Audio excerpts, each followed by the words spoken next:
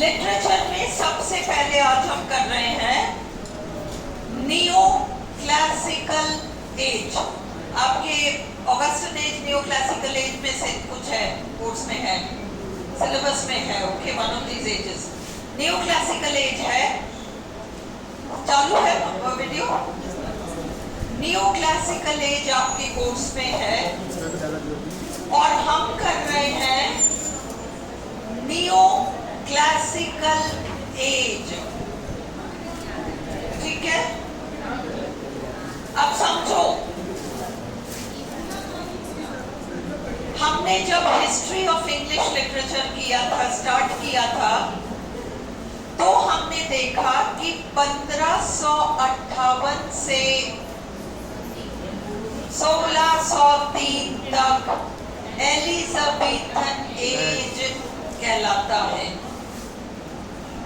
Okay, 1603 से 1625 तक Jacobian as कहलाता है। महारानी एलिजाबेथ के बाद जेम्स फर्स्ट इंग्लैंड के राजा बने। मूलतः वे स्कॉटलैंड के जेम्स षष्ठ थे। James sixth of Scotland became James first of England 1603 to 1625। Understood? अब नेक्स्ट 1625 से लेकर 1649 तक कैरोलाइन एज कहलाता है। हाँ भाई, तुम सही कह रही हो, करेक्ट है। चार्ल्स द फर्स्ट का राज्यकाल है, डोंट वरी, बिल्कुल सही कह रही हो। चार्ल्स फर्स्ट का राज्यकाल है 1625 to 1649। अंडरस्टूड? ये कैरोलाइन एज कहलाता है। एक बात समझो, तुम्हें आरपीएससी ने neo classical as, Jacobian as के डायरेक्टली बाद नियो क्लासिकल एज दिया है।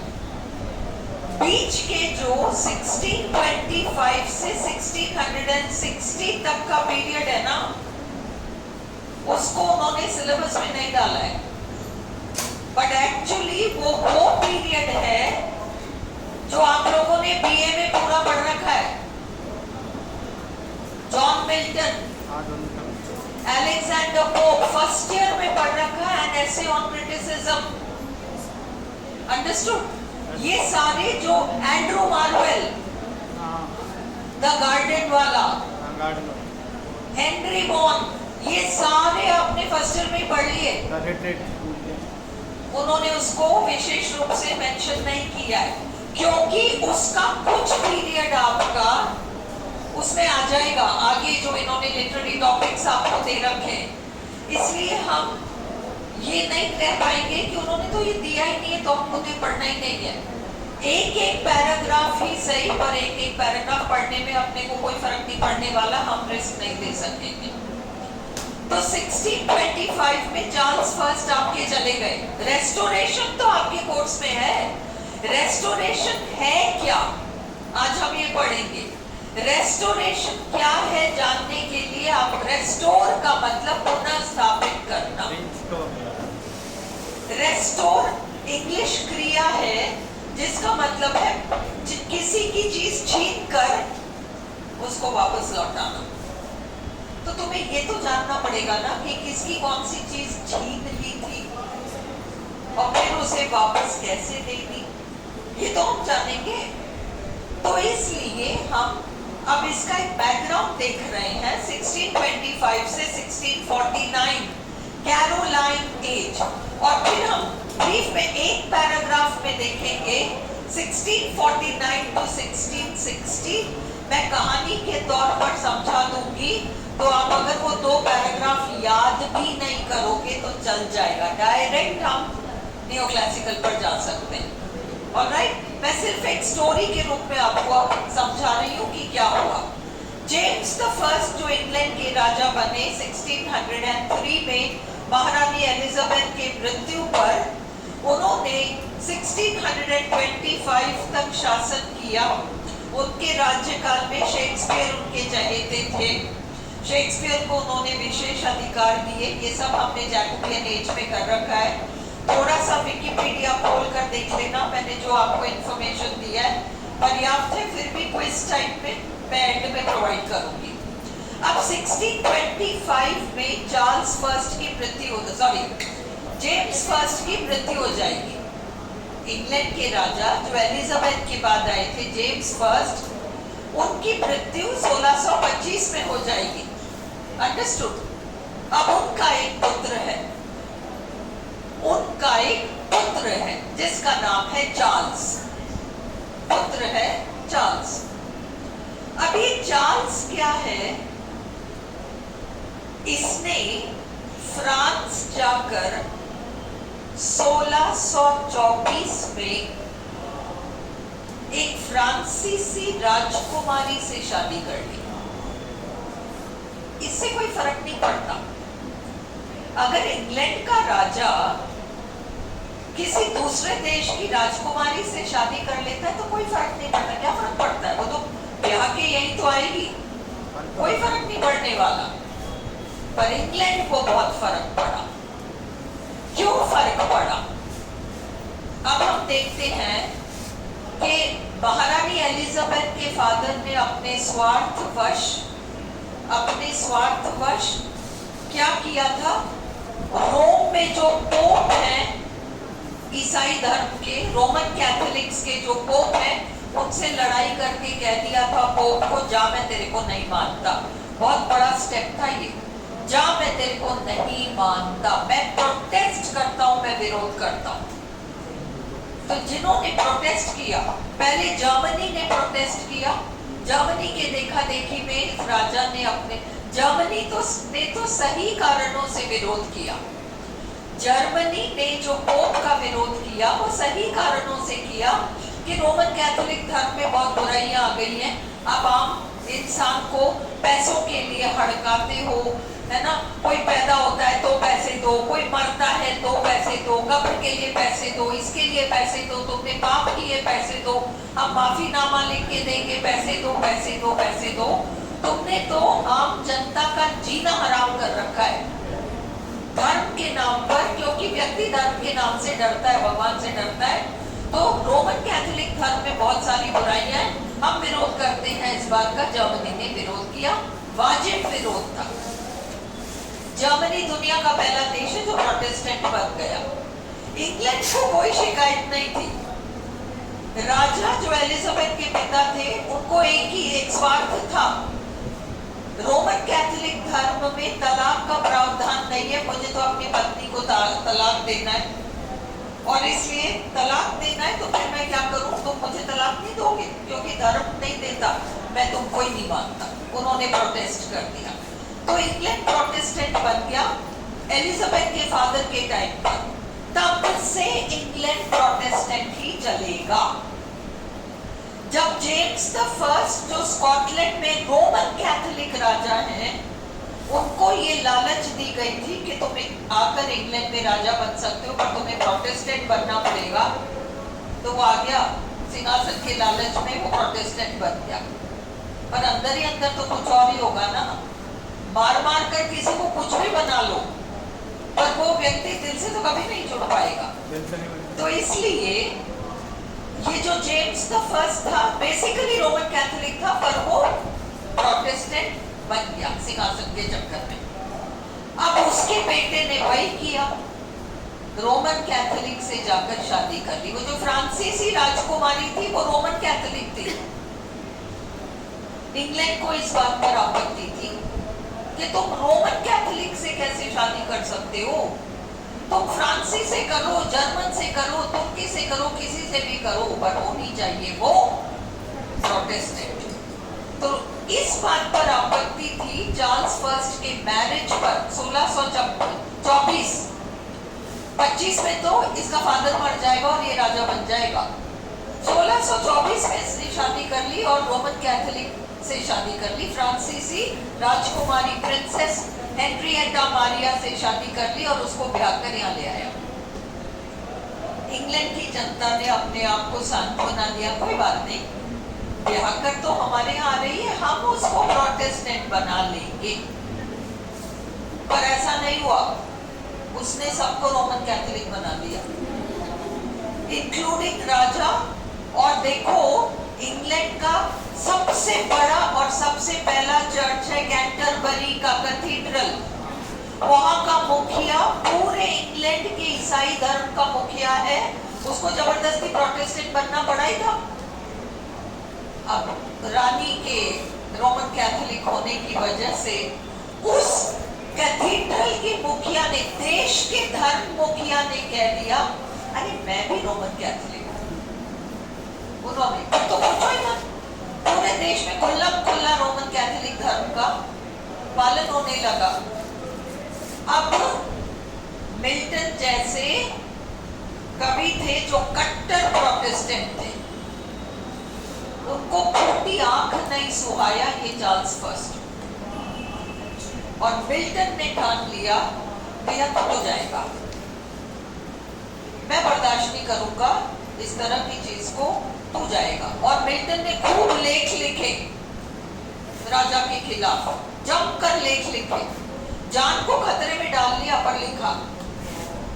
ओके, अब इस देश में, इंग्लैंड में, जैसे हर देश में होता है, राजा होता होगा पर पार्लियामेंट भी होता है,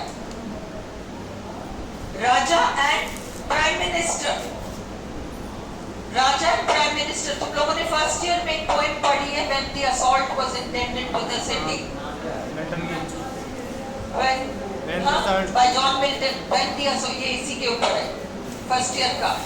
तो तुम लोग भूल गए हो, वो कोई बात नहीं भूलेगा। तो राजा ये प्राइम मिनिस्टर में तनातनी वाली स्थिति हो गई, बहुत ज्यादा टेंशन हो गया। पार्लियामेंट का मुखिया था ओलिवर क्रॉमवेल, प्राइम मिनिस्टर था, मिल्टन का खासम खास मित्र, खासम खास मित्र। और इन लोगों ने मिलकर तय किया, पार्लियामेंट तो बहुत सशक्त होती है ना, पावरफुल होती है ना, और प्राइम मिनिस्टर तो बहुत पावरफुल होता है क्योंकि जनता ने उसको अपॉइंट किया होता है। तो ओलिवर क्रॉमवेल, मिल्टन वगैरह ने मिलकर फौज का सहारा लिया और 1649, 31 जनवरी 1649 को पब्लिक में, मिल्टन खड़े खड़े तमाशा देख रहे थे, ढेर सारी जनता इकट्ठी थी, चार्ल्स द फर्स्ट की गर्दन काट दी गई। राजा की गर्दन जनता ने काट दी, राजा की गर्दन जनता ने काट दी है, क्योंकि पार्लियामेंट ने मोहर लगा दिया। Can you see this? 1625 में जो सिंहासन पर आया, 1649 में उसकी गर्दन काट दी गई। उसके जीवन काल को कैरोलाइन एज कहते हैं, 1625 टू 1649। अंडरस्टूड? अब इस काल में दो तरह की जनता थी, कवि भी दो तरह के थे, लोग भी दो तरह के थे। एक वो जो राजा के पक्ष के हैं, तुम रोमन कैथोलिक हो, तुम कुछ भी हो, पर हम तुम्हारे पक्ष के हैं, कैवेलियर्स। और इन्होंने आपको कैवेलियर पोएट्स तो दे रखे, और कैवेलियर को कैरोलाइन ही छोड़ रखा है ना। इनकी देखो, इनकी मंशा ये है कि कचरा छान, तुम अगर यू पढ़ोगे तो नहीं चल पाएगा, तुम्हें यू पढ़ना पड़ेगा। तो क्या, जब इन्होंने पोएट दे रखा है तो तुमने फिर ये एज भी दे रखा है, पोएट्स तो दे रखे ना, फिर ये एज भी जोड़ रखा है। तो ये जो कैवेलियर पोएट्स थे, ये राजा के पक्ष के लोग थे, अंडरस्टूड? और इनके ऑपोजिट राजा के दुश्मन, विरोधी, वो थे पार्लियामेंट वाले लोग जो राजा के विरोधी थे। वे राउंड हेड्स कहलाते थे। क्यों राउंड हेड्स कहलाते थे? वे सिर पे गोल टोपा पहनते थे, जिससे उनको राउंड हेड कहते थे। आधी जनता कैवेलियर है और आधी जनता राउंड हेड है, अंडरस्टूड? अब एक बहुत मोटा फर्क समझो, कैरोलाइन तो सभी है, चाहे कैवलियर हो चाहे राउंड हेड हो, सब कैरोलाइन है, क्योंकि 1625 से लेकर 1649 तक का पीरियड तो कैरोलाइन एज है ना, इसलिए कैरोलाइन तो सबके सब है। पर इस कैरोलाइन में आधे कैवलियर है, आधे राउंड हेड्स है। यहां तक क्लियर है? अब 1649 में जब राजा की गर्दन कट जाएगी तो पार्लियामेंट का मुखिया ओलिवर क्रॉमवेल एक घोषणा करेंगे, घोषणा करके करेंगे आज के बाद इंग्लैंड में सम्राट वाला सिस्टम खत्म, मोनार्की खत्म, राजतंत्र खत्म। तो क्या होगा राजतंत्र की जगह? प्रोटेक्टरेट, जनता का शासन, पार्लियामेंट का शासन। और क्योंकि मैं पार्लियामेंट का मुखिया हूं ना, तो मुझे लॉर्ड प्रोटेक्टर कह के संबोधन करो। लॉर्ड प्रोटेक्टर, मैं तुम्हारा रक्षक हूं, मैं तुम्हारी रक्षा करने के लिए, इसलिए मैं लॉर्ड प्रोटेक्टर, और अपन सब मिलके शासन करेंगे। तो ये 11 साल का पीरियड है 1649 से 1660 तक का, जिसको कॉमनवेल्थ पीरियड कहते हैं, जिसको प्योरिटन एज कहते हैं, जिसको इंटररेग्नम कहते हैं। और ये तीनों गर्दन काटने के बाद 11 साल तक का समय है जब इंग्लैंड के सिंहासन पर कोई राजा ही नहीं रहा। 1649 में जब चार्ल्स द फर्स्ट की गर्दन काट दी गई तो उसकी तो 2 औलादें थी, उसके 2 बेटे थे। कायदे से अगर राजतंत्र मेंटेन होता तो राजा का बेटा राजा, राजा का बेटा राजा, राजा का बेटा राजा, तो फिर जेम्स द फर्स्ट का बेटा Charles the first, Charles the first का बेटा चार्ल्स द सेकंड, उसको सिंहासन पर आना चाहिए। वो फ्रांसीसी माँ के 2 बेटे थे, चार्ल्स द सेकंड और जेम्स द सेकंड। आपको नाम याद रखने की जरूरत नहीं, आपको ये याद रखना पड़ेगा चार्ल्स द सेकंड। पर एकदम से चार्ल्स सेकंड याद नहीं रहेगा तुम लोगों को, क्योंकि तुमने कभी हिस्ट्री नहीं पढ़ी। इसलिए ये स्टोरी याद रखोगे तो अब तुम्हें चार्ल्स सेकंड याद। चार्ल्स सेकंड गर्दन गई थी, उसका बेटा चार्ल्स सेकंड है। चार्ल्स फर्स्ट की गर्दन गई थी, चार्ल्स सेकंड उसकी औलाद है। जब पिता की गर्दन काटी तो ये चार्ल्स सेकंड को जनता ने पकड़ लिया और कहा तू जा अपने ननिहाल, यहां तेरा कोई काम नहीं है। तेरी माँ फ्रांसीसी ठहरी ना, रोमन कैथोलिक, तू जा अपने ननिहाल। जान प्यारी है तो चला जा। If you value your life, leave the country, चले जाओ फ्रांस। ये चला गया, ये इसकी माँ, इसका भाई, ये लोग फ्रांस चले गए और फ्रांस में ही रहे। अब क्या हुआ? इसका अधिकार छीन लिया गया। इसका अधिकार 1649 में छीन लिया गया है। 11 साल तक छीना ही रहेगा। 1660 में, भाई 58 में वो ओलिवर क्रॉमवेल चल बसा, 1658 में वो चल बसा। बट वो भी देखो, जाने से पहले, मरने से पहले उसने कानून बना दिया, लॉर्ड प्रोटेक्टर का बेटा लॉर्ड प्रोटेक्टर। वही तो बात है, राजा का बेटा राजा कह लो, लॉर्ड प्रोटेक्टर का बेटा लॉर्ड प्रोटेक्टर कह लो। उसने अपने बेटे को तो अधिकार देने की ठानी ली और कानून पास करा दिया और खुद मर गया। और इसका बेटा रिचर्ड क्रॉमवेल सिंहासन पर आकर बैठ गया। सिंहासन पर तो नहीं, गद्दी पर, प्रधानमंत्री के सीट पर आकर बैठ गया, प्रोटेक्टर की सीट पर आकर बैठ गया। और वो तो मेरे से तो नहीं संभले, मेरे से तो नहीं संभले, मेरे को नहीं चाहिए करके उसने तो त्याग पत्र दे दिया। मेरे से नहीं संभलेगा, उसने त्याग पत्र दे दिया। त्याग पत्र देते ही अब जनता में खलबली मच गई। देखो, जब एक एग्जाम्पल देखो, सड़क छाप कुत्ते होते हैं और तुम्हारे घर पे पले हुए कुत्ते होते हैं, दोनों में फर्क क्या होता है? सड़क छाप कुत्ते को लड़ना आता है, अपनी रोटी के लिए वो लड़ना जानता है, वो स्ट्रगल करना जानता है और अपनी रोटी के लिए लड़ना जानता है। तुम्हारे घर के कुत्ते को अगर तुम सड़क पर उतार दोगे ना तो वो मर जाएगा। यस और नो? उसको बाकी कुत्ते खा जाएंगे क्योंकि वो लड़ना भूल गया। तो इंग्लैंड में इतने सालों तक जब सम्राट का शासन रहा है तो जनता लड़ना भूल गई। अब राजा ही नहीं है तो हम कैसे संभलेंगे, हम कैसे संभलेंगे, को कुछ भी समझ में नहीं आया हम क्या करें।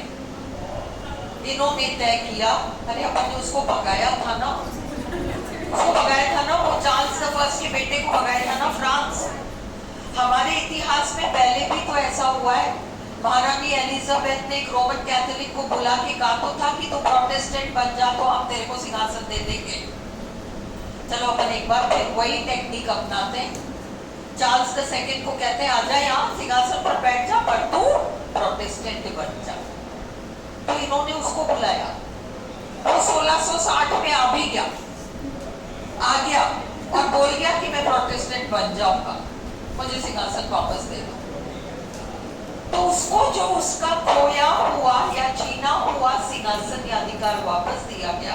बहुत जोर से बोल रही हूँ, कानून पढ़ रहा है तो नहीं, तो वो जो इसको जो वो सिंहासन वापस दिया ना, वापस किसी की छीनी हुई चीज को वापस लौटाना रेस्टोर कहलाता है। इसलिए वो काल रेस्टोरेशन कहलाता है। कुछ भी मत रटो, है ना। तुम लोग को लिटरेचर टफ लग रहा है। उस दिन राहुल मुझे बोल रहा था कि समझ में तो सब आ रहा है पर याद कैसे करें, याद कैसे करें हम, है ना। तो देखेंगे इसको अब तुम समझो समझो समझो, इन वीडियोस को देखो, ज्यादा रटने में मत पड़ो। मैं क्विज के माध्यम से जो इम्पोर्टेंट होगा वो दे दूंगी, तो सब तैयार करके चल जाना। बस थोड़ा सा अंदर से विश्वास रखो, हम ईमानदारी से पढ़ रहे हैं, हमारी मैम ईमानदारी से पढ़ा रही है तो हमारा हो जाएगा सिलेक्शन, खत्म बात। ज्यादा दिमाग मत लगाओ, ये छोड़ रहे तो सारा याद नहीं हो रहा।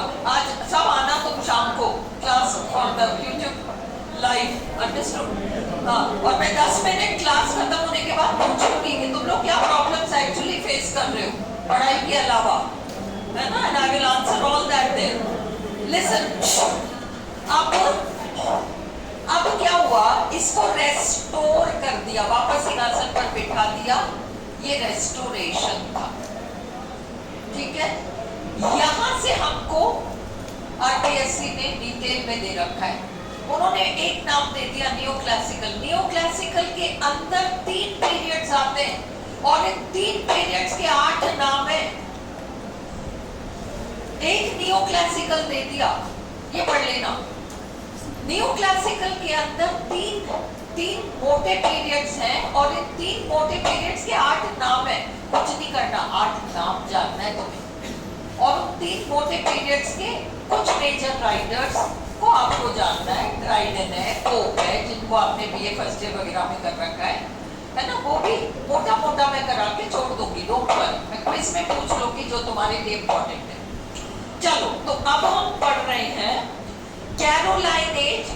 जब जेम्स प्रथम मर गए और उन्होंने अपने पुत्र चार्ल्स प्रथम को राजा बनाया, वो, और फिर जब चार्ल्स प्रथम की गर्दन कटी और पार्लियामेंट का रूल आया, वो आपका फर्स्ट पेज है, कैरोलाइन एज और कॉमनवेल्थ पीरियड। इसको एक रीडिंग लगाओ। The rain of Charles the first 1625 से 1649 तक, ये कैरोलाइन एज कहलाता है। इसके अंदर 2 ग्रुप्स आएंगी, कैवलियर और राउंडेड, बस इतना सा जानो। कैवलियर में कुछ कवि होंगे, है ना। राउंडेड में जॉन मिल्टन है, एंड्रू मार्वेल है, दोनों को आपने फर्स्ट ईयर में पढ़ा है। जॉन मिल्टन और एंड्रू मार्वेल आपके राउंडेड है। The name Caroline is derived from Carolus. Caroline नाम कैरोलस से लिया गया है, the Latin version of Charles. Charles का लैटिन नाम है। This was the time of the English civil war. England में जो गृह युद्ध लड़ा गया, किसके बीच? जनता और राजा के बीच। When the assault was intended to the city, John Milton ने कविता लिखी है बीए पार्ट 1 में, है ना? तो 1642 में 11-12 नवंबर 1642 राजा ने ठान ली कि मैं घुसूंगा लंदन में और अपने दुश्मनों को एक एक करके खदेड़ूंगा। अभी तक तो मिल्टन राजा के खिलाफ दुनिया भर के लेख लिखते थे, दहाड़ते थे राजा के खिलाफ। राजा ने जैसी घोषणा करी 11-12 नवंबर, कल मैं शहर के अंदर प्रवेश करूंगा और एक एक करके अपने दुश्मनों को खदेड़ूंगा, मेरे सिपाही आएंगे। सपोज कोटा में घुसना है झालावाड़ की तरफ से, सपोज कोटा में घुसना है झालावाड़ की तरफ से, तो पहले केशवपुरा तलवंडी नहीं आएगा, पहले गोपरिया बावड़ी आएगा। और राजा ने कहा था कि मेरे सिपाही लंदन शहर में घुसेंगे और मिल्टन का घर गोपरिया बावड़ी में। लंदन का जो गोपरिया बावड़ी है ना, वहां पर मिल्टन का घर था। पहला घर, घुसते ही पहला घर मिल्टन का घर था। अब मिल्टन मिमियाने लगे, डर लग गया, अब तो मैं गया। तो उन्होंने वो पोएम लिखी When the assault was intended to the city, और अपने दरवाजे पे चिपकाया कि भाई जो तुम आए हो, प्लीज मैं कवि हूँ, मेरे को बख्श दो। अतीत में भी महान महान आक्रमणकारियों ने कवियों को तो बख्श दिया है, इसलिए तुम भले पूरे शहर को नाश कर दो, नष्ट कर दो, पर मेरे को तो बख्श दो। वो पोएम है When the assault was intended to the city, understood? तो इसलिए ये सिविल वॉर का समय था। सिविल वॉर समझ में आ गया, राजा जनता के खिलाफ उतर रहे हैं, सिपाहियों को भेज के लड़ने को तैयार हो रहे हैं। एंड में उन्होंने नहीं भेजा, सिपाही नहीं भेजे, राजा ने धमकाया जरूर। जब इनको अच्छी तरह धमकाया तो ये दब के रह गए, है ना? This was the time of the English Civil War fought between the supporters of the king, the Cavaliers, ये राजा के पक्ष के लोग हैं, and the supporters of Parliament जो कि Roundheads कहलाते हैं। John Milton began his writing during this period. John Milton ने लिखने का काम शुरू किया इस पीरियड में। It was also the time of the religious poet George Herbert, धार्मिक कवि थे, and of the prose writers Robert Burton and Sir Thomas Browne। ये ना भी जानो तो कोई बात नहीं, केवल रेस्टोरेशन के पर्पस से ये बैकग्राउंड थोड़ा जान लो। Associated with the court से जुड़े हुए were the Cavalier poets। Cavalier कवि थे जो राजा के पक्ष के लोग थे। Writers of witty and polished lyrics, ऐसे लेखक जो witty, हंसी मजाक वाले, and polished the lyrics, मतलब बहुत अच्छा सभ्य भाषा में गीत लिखते थे, of courtship and gallantry। courtship मतलब ऑपोजिट सेक्स का एक दूसरे के साथ मेल जोल बढ़ाना, दरबारी जीवन, सब गैलेंट्री, बहादुरी।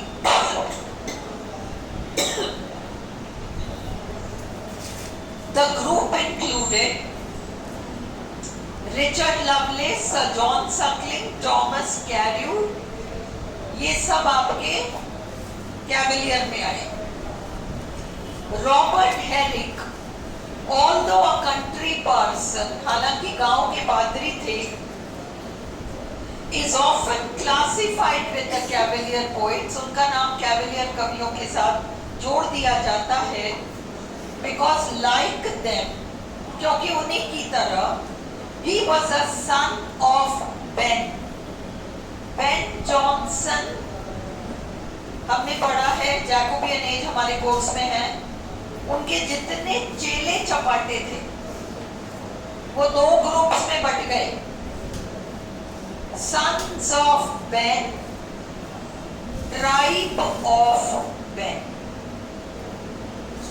बेन के पुत्र और बेन के गुट के। ओके, तो सन्स ऑफ बेन जो उनके खास थे, बेन जॉनसन के, उनकी स्टाइल को कॉपी करते थे। ट्राइब ऑफ बेन जो उनके फॉलोअर्स थे, अंडरस्टूड, ये सारे बेन जॉनसन के ड्रामा स्टाइल को कॉपी किया करते थे। तो ये Robert Herrick son of Ben कहलाता था, उस ग्रुप को बिलोंग करता था। That is an admirer and follower of Ben Jonson, JONSON। Son of Ben और ट्राइब ऑफ बेन का मतलब बेन के प्रशंसक, बेन जॉनसन के प्रशंसक। बस इतना से याद रखो, रटने की कोई जरूरत नहीं है, बाकी तुम्हें इसमें एक रीडिंग लगा के छोड़ दो। द कॉमनवेल्थ पीरियड 11 साल, जब गर्दन कट गई। It is also known as the Puritan interregnum. Commonwealth भी नाम है, प्योरिटन भी नाम है, इंटररेग्नम भी नाम है। इंटररेग्नम का मतलब बीच का, जैसे इंटरवल होता है ना, इंटरमिशन, इंटरवल, इंटररेग्नम, बीच का काल, इंटरमीडिएट, ये सारा। Very good. This is an 11-year period, ये 11 साल की अवधि है, फ्रॉम 1649 to 1660, 1649 से 1660 तक। इन दिस पीरियड, इस पीरियड में England was ruled by parliament. England पर पार्लियामेंट का शासन था under the puritan leader Oliver Cromwell. ये तो आपको मैंने बैकग्राउंड सुनाई थी, ओलिवर क्रॉमवेल का शासन था। क्रॉमवेल मर गए 1658 में। ड्रामा, अब क्या हुआ इस पीरियड में, क्या हुआ देखो, जो कुछ भी इस काल में खत्म हुआ वो सब रेस्टोरेशन में पुनः चालू हुआ है। इसलिए आपको जानना पड़ेगा, 1642 में ड्रामा थिएटर्स इंग्लैंड के बंद हो गए। बहुत बड़ी बात थी, इंग्लैंड ड्रामा का केंद्र था। सपोज आज इंडिया में सारे फिल्मी, आजकल फिल्मी थिएटर्स में कोई मायने नहीं रखते, अपन लोग पिक्चरें मोबाइल्स पे देख लेते हैं, अपने टीवी में, नेटफ्लिक्स पे देख लेते हैं, लीव दैट। बट सपोज ये सब ना होता हमारे पास, सपोज हमारे पास मोबाइल की सुविधा नहीं होती, नेटफ्लिक्स की सुविधा नहीं होती, ये सब नहीं होती, और सिनेमा हॉल्स भी सारे बंद हो जाते, तो क्या होता? मनोरंजन खत्म हो जाता है ना।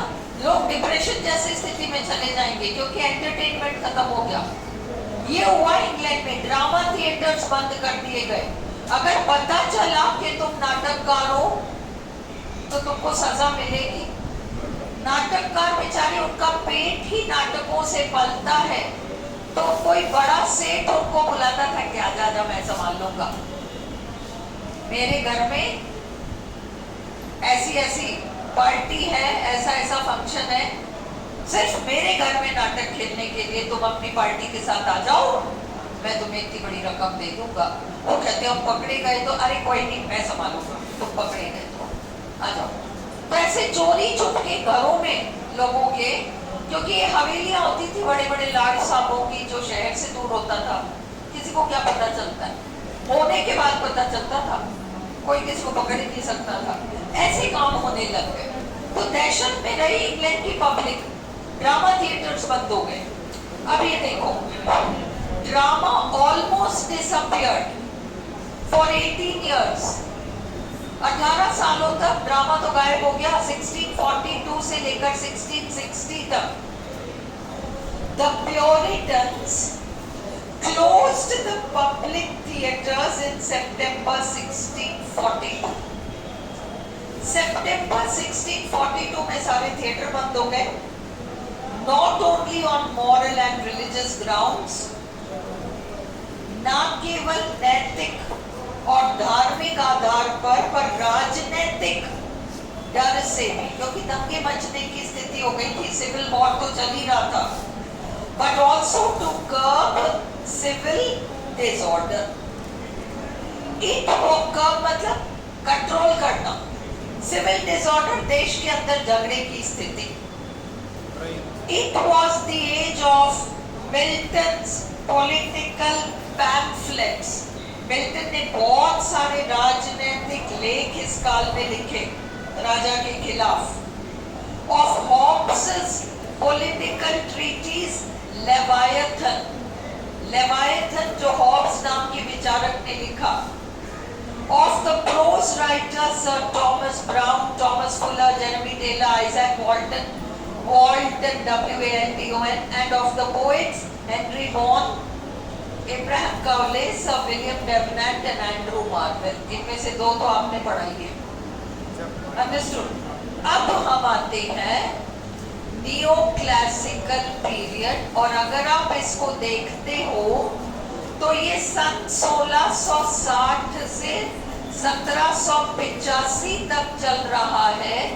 1660 से 1700 तक का पीरियड रेस्टोरेशन कहलाएगा। फिर 1700 से 1745 तक का एक पीरियड बीच में आएगा, ऑगस्टन एज, और फिर 45 से आगे आपका एज ऑफ जॉनसन या एज ऑफ सेंसिबिलिटी कहलाएगा।